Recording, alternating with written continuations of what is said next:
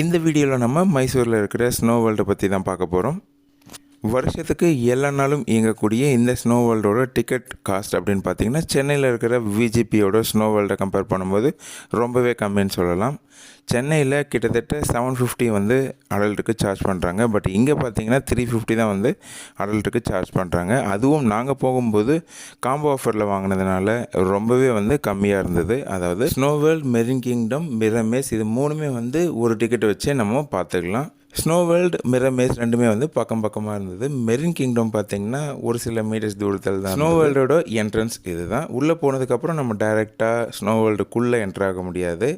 ஒரு சில டைமிங் இருக்குது. ஸோ அந்த டைமில் தான் வந்து அவங்க அலோவ் பண்ணுறாங்க.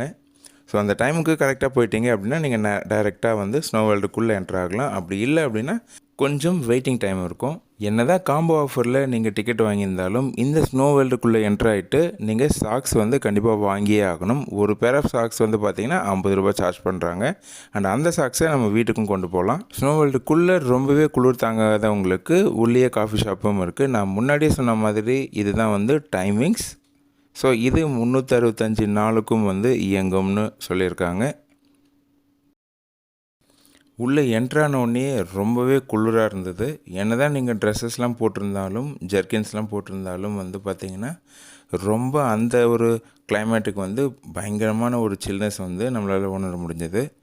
இந்த ஸ்னோ வேர்ல்டு வந்து பார்த்திங்கன்னா இடம் வந்து ரொம்ப பெருசாக ஸ்பேஷியஸாக இருக்குது. அண்ட் நிறைய வந்து உள்ளே விளையாடுறதுக்கான ஆக்டிவிட்டீஸ் நிறைய வச்சுருந்தாங்க.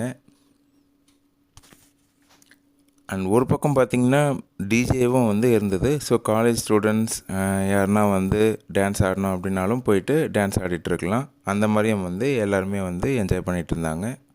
அண்ட் தென் இந்த ஸ்னோ வேர்ல்டில் பார்த்திங்கன்னா குழந்தைங்க ரொம்பவே மகிழ்ச்சியாக விளையாடுறதுக்கான ஒரு இடமா இக்லுவும் இருக்குது. ஸோ அது உள்ளேயும் பார்த்திங்கன்னா குழந்தைங்க வந்து நிறைய பேர் ஜாலியாக விளையாடிட்டு இருக்கிறத பார்க்க முடிஞ்சது. நான் முன்னாடி சொல்லியிருந்தேன் இல்லைங்களா இக்லு அப்படின்ட்டு. ஸோ இது தாங்க அந்த இடம். ஸோ இந்த இடத்துல பார்த்திங்கன்னா சின்னவங்கலேருந்து பெரியவங்க வரைக்கும் எல்லாருமே வந்து ரொம்ப ஆர்வமாக உள்ளே போய் பார்த்துருந்தாங்க. அண்ட் இந்த இக்லுக்குள்ளே ஒரு லைட்டிங், அழகான ஒரு லைட்டிங் க்ரீன் கலரில் வந்து கொடுத்துட்டு இருந்தாங்க. அது உள்ளே போய் பார்க்கும்போது ஒரு டிஃப்ரெண்ட்டான ஃபீல் வருது. அந்த வெள்ளை கலரான அந்த பனிக்கட்டி வந்து உள்ளே வந்து ரொம்ப க்ரீனிஷாக இருக்க மாதிரியான ஒரு உணர்வை வந்து தந்தது. அது பார்க்குறதுக்கும் பார்த்திங்கன்னா ரொம்பவே அழகாக இருந்தது. எல்லாம் முடித்து இந்த ஜர்க்கின் எல்லாமே வந்து ரிட்டர்ன் பண்ணிவிட்டு பார்த்திங்கன்னா வெளியிலேயே ரெஸ்டாரண்ட் இருந்தது.